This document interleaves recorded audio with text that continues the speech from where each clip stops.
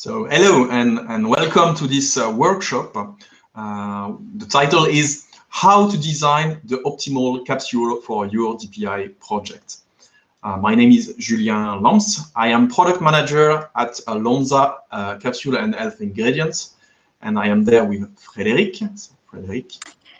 Hello everyone, happy also to join this RDD event.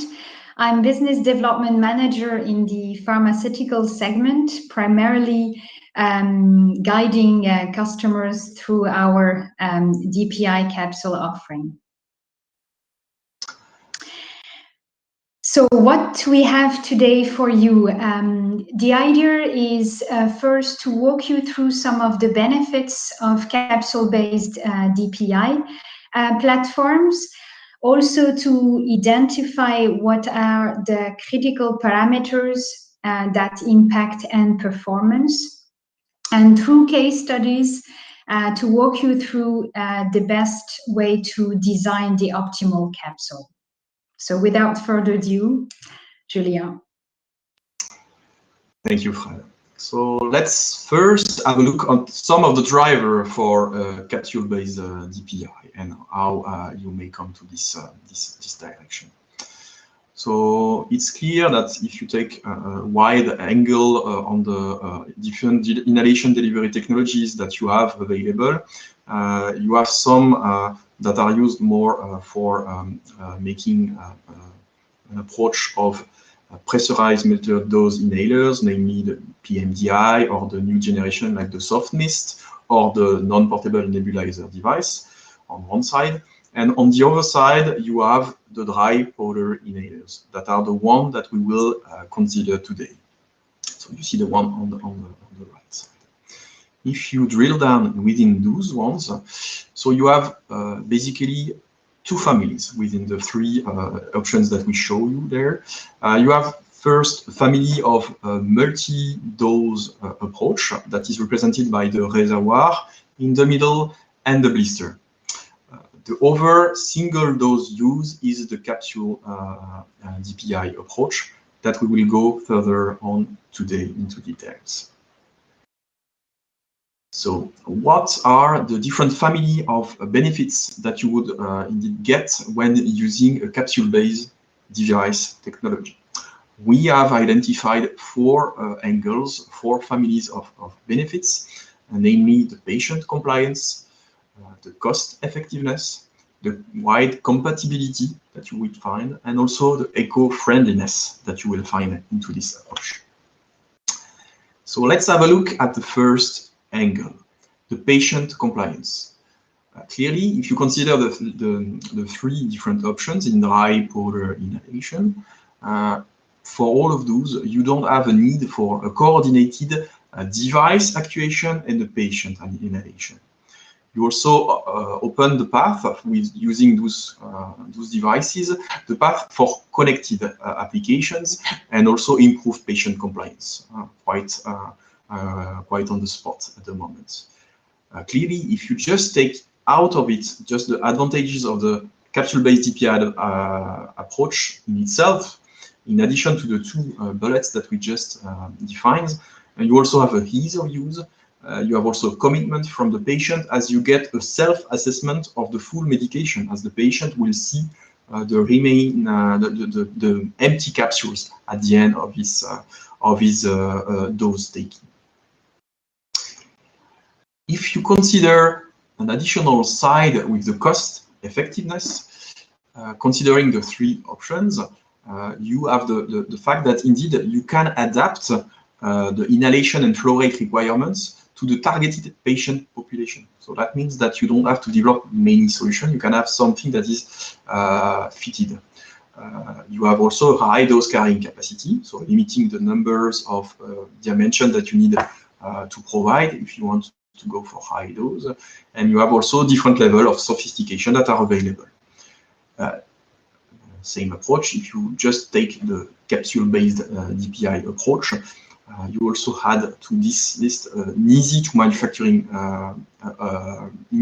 manufacture dimension because you are using standard filling equipments, and you also have a wide offer of off-the-shelf device that you can find. Next family that we were considering is the compatibility. For sure, if you consider that indeed you are working into a dry powder space, that's clear that this form of dry powder offers lots of nicer drug stability advantage over the other forms like the liquid forms that we consider in front of our solutions.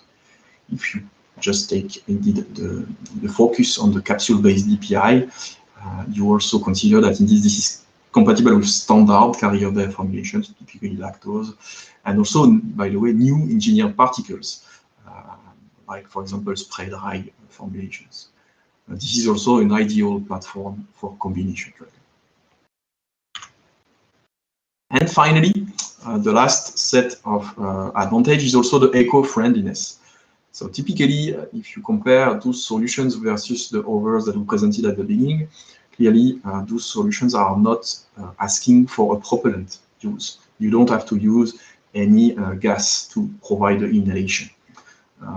If you just take out the capsule-based DPI, clearly this is also clearly a fact that the device that we use can be reused many times, and that the capsules in itself is biodegradable. Regarding the reusable device, this is indeed the reservoir-based and the blister-based are clearly things that are indeed absolutely impossible to take into this approach of reusability. So that's clearly where we see the advantages of this. Let's take a look at the next, and I pass over to you, Frédéric. Yes, so we mentioned the critical parameters for performance. Obviously, when we talk about capsule-based DPI, and there, maybe the next slide will show the three components that have to work together to ensure the optimal performance. We have the device, which of course will differ depending on the opening principle, its resistance, the way the patient is handling or driving the use. We have the formulation itself with a given dose, particle size distribution, morphology, its own limitation in terms of chemical stability, water sensitivity, and so on. And the DPI capsule that we need to consider under different angles, the polymer, the dimensions, the weight, the water content, but also the residual lubricant content that may impact the emitted dose. So all of these have to be taken in consideration as one impact the other to ensure that optimal performance can be achieved. And that leaves me to first thought prior to diving into these case studies. And that's on the next slide, where basically it starts very much with a collaborative process with your supplier. So whether it's the device supplier or in this case, the capsule supplier.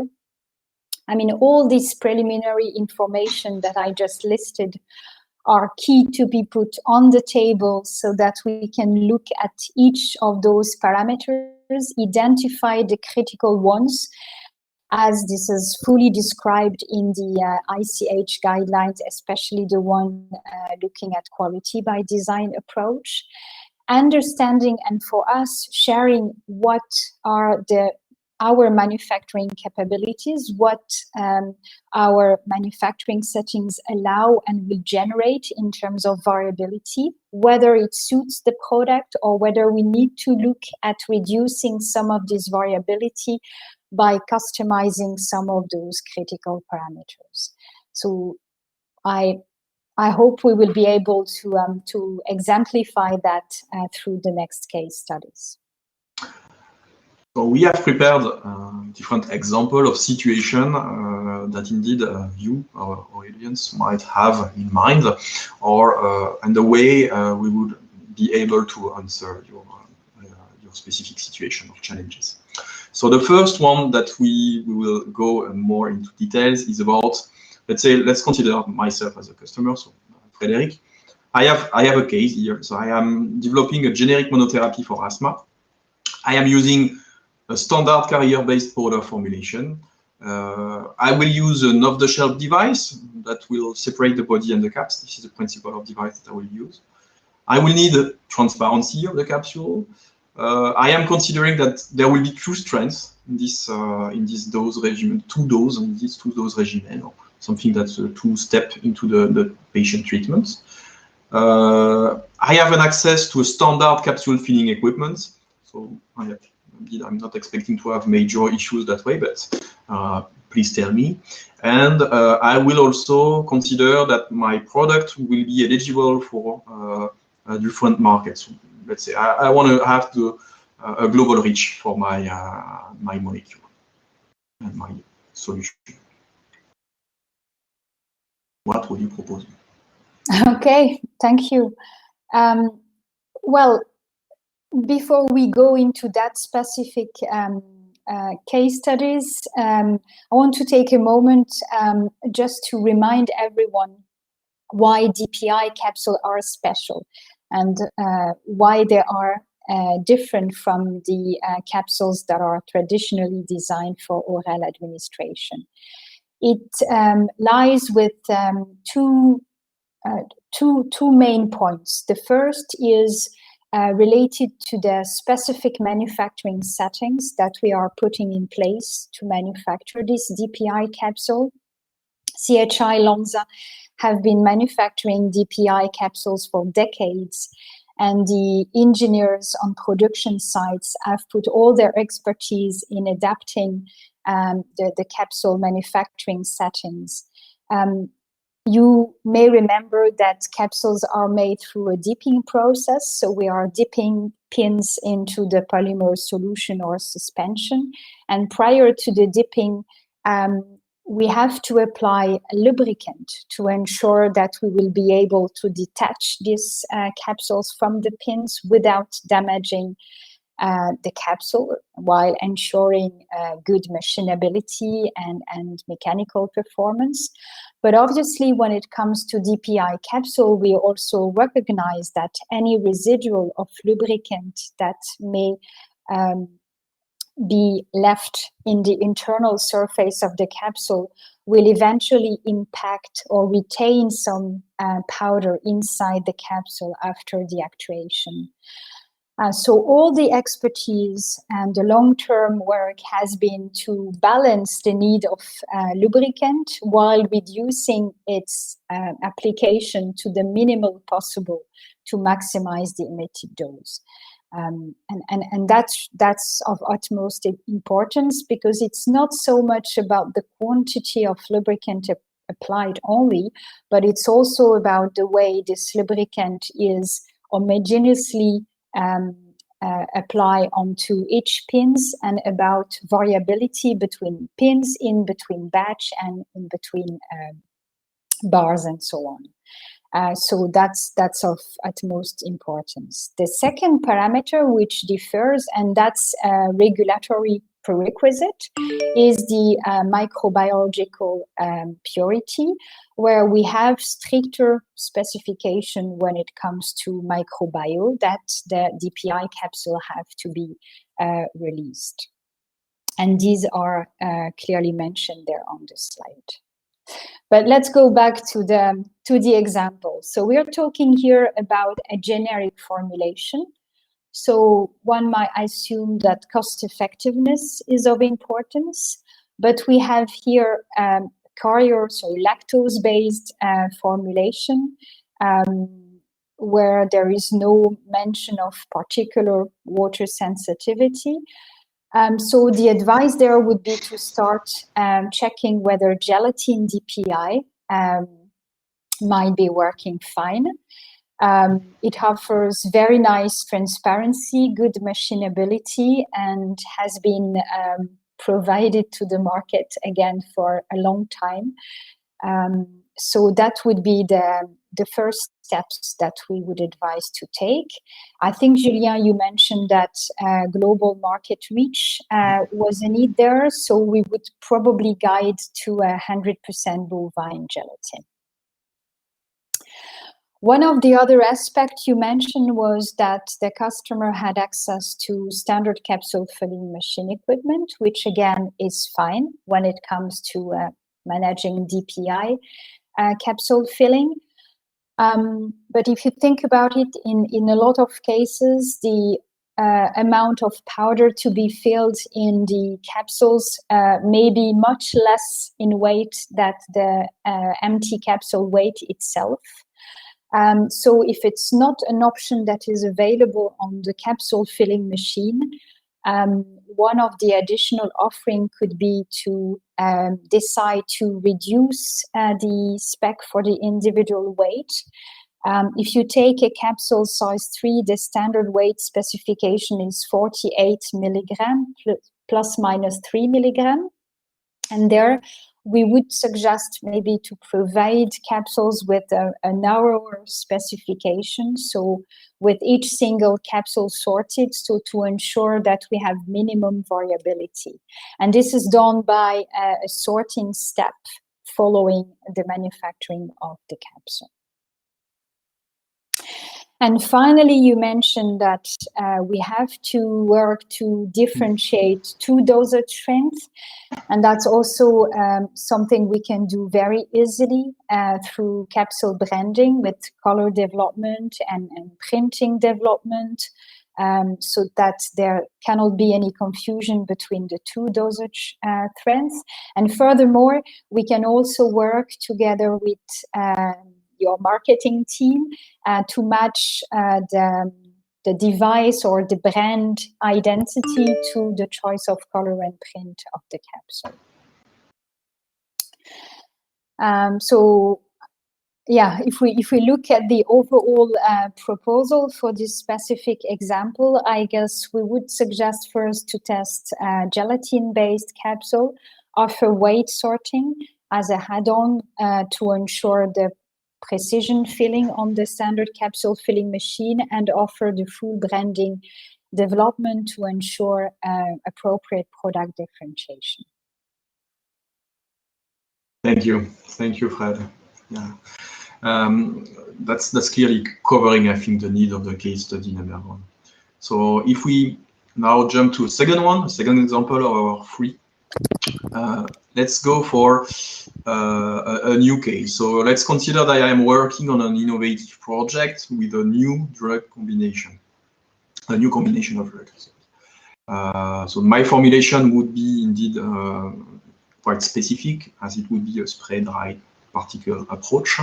My filling will also be quite sensitive to moisture, and this will require a capsule filling condition which are less than 30% relative humidity, so quite hard conditions. I will go for a needle-based device, so that means that I will make holes in the tops of my capsules, and I will also need a highly transparent capsule so that the idea of the patient will be able to assess himself indeed the good inhalation performance that he just made in his actuation and in his treatments. So tell me more about your advice on that side. Okay, so obviously managing sensitive powder is quite common for DPI project, and here at CHI Lonza we have developed an interesting way to address the problem, well, to make sure we understand what are the prerequisites in terms of water management. And you should start with understanding what is the water activity of the formulation that has been developed, and trying to match with the same water activity of the capsules that we will put next to it. The idea being to start with a stable system and to minimize the further exchange of water between the fill and the capsule. This water activity measurement, that's typically something that can be done at CHI Lonza within our application lab, or that we can organize together with our customer. But this is an interesting value to make sure that any optimization we will do in terms of capsule LOD will be somehow more objective and more straight to what is actually needed. The next slide is indeed showing a little bit more how water exchange are managed between the capsule and the environment. I mean, first we look at the sort of two-way interaction between the capsule and the formulation, but obviously these have also to be seen in the more global perspective of the filling environment, for example. And in this case, these are the water sorption-desorption curve of HPMC capsule, in this case VCAPS Plus. I think you mentioned that the capsule filling conditions would be around or less than % RH, so pretty dry. And in this case, we can very easily see that if we let the VCAPS Plus DPI capsule equilibrate at this condition, we will end up with a water content around 4%. So that's an interesting element to consider as well, to decide, depending on the formulation, what is the optimal LOD we should manufacture the capsule at, what are the optimal conditions this capsule formulation should be equilibrated before the filling step, and what would be the optimal conditions at which the capsule filling machine should be operated. Selecting the optimal LOD for the capsule is not without any impact on the end performance. I mean, after all, it's not only about ensuring chemical stability.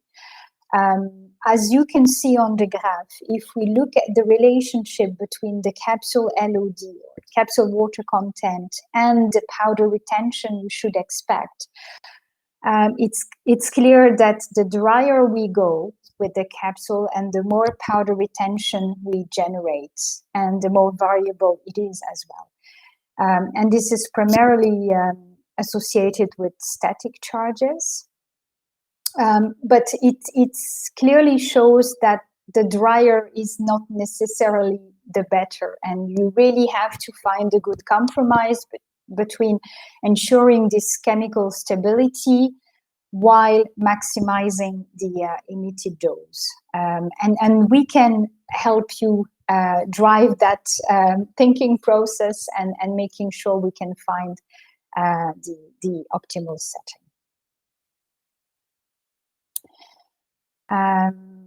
So for this specific project, well, clearly HPMC capsule would be appropriate, with the ability to customize the water content to really meet the need of this challenging formulation, and really understanding what are the optimal conditions throughout the process, from capsule LOD to start with, but also equilibration stages, filling conditions, eventually letting also some time after the filling process before going into the testing. These should also take part in the conversation with the customer. Okay, thanks, Fred. So if I consider now our last case, so this will be the number 3, last one. Let's consider that I am going now in another direction, and I am, let's say, building an innovative antibiotic formulation, quite interesting through the lens approach. Let's consider that I will have indeed a large dose. Something quite unusual for the inhalation field would be in the range of, let's say, 50 milligrams. I will use a needle-based device that would be also adapted to a size 2 capsule. And my formulation will be also spray dry this time, so showing typically a low density and also quite sensitivity to hygroscopicity. And let's say hygroscopicity would be a kind of hard condition in that side. What would you propose me this time? Okay, well, always very interested to get into some of these innovative formulations, so that we are now seeing more and more going beyond the standard COPD and asthma application, but getting into more systemic use of this inhalation route, which will lead indeed eventually to managing larger dose and therefore larger DPI capsules. And here, I want first to go back to one of the previous slides that we showed. It all goes back to getting the manufacturing settings right. So changing the capsule size is not without any impact, and that really means for our engineers to go back to the basics, to understand what should be the target for the flow rate of the lubricant, and again, to manage the balance between what is needed to ensure the good quality of the capsule and machinability and so on, but also the use to maximize the emitted dose afterwards. So new size, new story, let's say. And here indeed, we have been able to conduct this exercise for now the size 2 DPI capsule. If we now focus on this specific case study, well, I guess in this one, again, HPMC-based capsule will be preferred, given the challenging formulation that we have and the water sensitivity. Maybe to remind that we actually have two HPMC options, depending on the presence or not of gelling agent in the formulation. In this case, would be interesting to test our VCAPS DPI, which contains both HPMC and gel and gum, because the presence of the gel and gum brings some roughness in the internal surface of the capsule, which is, as it has been many times described in literature, often quite positive in terms of minimizing the forces and being quite favorable to the particle detachment from the inside of the capsule. So that we could, or we should start checking this VCAPS DPI size 2 in this case. And the third point maybe to mention, obviously managing a low density. So imagine a fluffy powder, very low dense, quite with a need of some precision, obviously being DPI, can be quite challenging. So in this case, we would strongly advise to take advantage of, again, the expertise and the team of our technical service engineers, which are very knowledgeable when it comes to finding the optimal settings for filling, which are well aware and fully trained with the key capsule filling machine equipment, especially the ones that have well, experience and specific equipment for DPI. So I think of EMA, MG Dewey, RO Flieger, and Bosch, or should I say Syntegon now. But whatever your capsule filling equipment is, I mean, this is a clear resources to help identify how to mitigate the challenges of this specific formulation.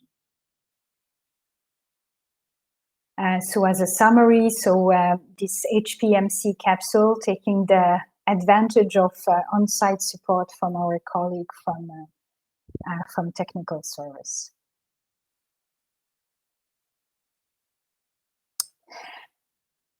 I mean, this was the last case studies, and I guess I would like to conclude on this slide. Hopefully, we've been able to demonstrate with Julien that there is no such thing as a standard DPI capsule. It's every time a new story to write and really a conversation to have, understanding the three major components of the end product and really addressing the need to sometimes customize some of the critical parameters of the capsule. making sure that you understand what our manufacturing process brings in terms of variability is also important to help identify whether we need to reduce some of this variability through customized specification. And although some of this exercise can sound quite complex, I mean, we usually go through, and reason why also we have a multiple range of options to put on the table to be able to address all these different characteristics. And indeed, Fred, so I'm taking back here just as a wrap up. So we at Lonza CHI have the Zephyr dry powder inhalation capsule portfolio that is there to help you and to provide you with the best approach. This is clearly with the offering of the 4 dimensions that we are offering, high quality customizable capsule solutions sets to meet your product performance, the things that you are expecting. Whether you are a drug developer, a generic or an innovator, we are there to provide you with our consistent and optimal release performance in terms of products, and also supporting you with our global reach approach, and also our well-established capabilities and premium quality. We are presenting the most extensive portfolio of capsules that are really tailored to meet the needs of the formulation properties on one side and the inhalation device that you will go for. And clearly, this is also supported by a wide range of services within the entire Lonza network. And you might know that indeed we have other business units within Lonza network that are also working on inhalation, namely our colleagues that are also doing another workshop you might refer during this RDD. So, and this brings us to the final slide. That is indeed, thank you very much for your attention. So we really appreciate to present you our solutions and our way of presenting you our solution moving forward. If you have any questions, please use the functionality given by the RDD platform. So you have the possibility to leave a question in the using the Q&A icon that you just find next to our presentation in the knowledge space. You can also find our company profile, and please do not hesitate to contact us. We will have a live conversation during the 6th of May, on the 6th of May, Thursday, during this RDD. So we are keen on having your question or discussion with you. So don't hesitate to contact us for this. And so without further ado, so I may also just thanks all our colleagues indeed, which have helped us on the technical side of preparation of this workshop presentation. And we wish you a nice RDD. Thank you very much. Bye-bye. Bye.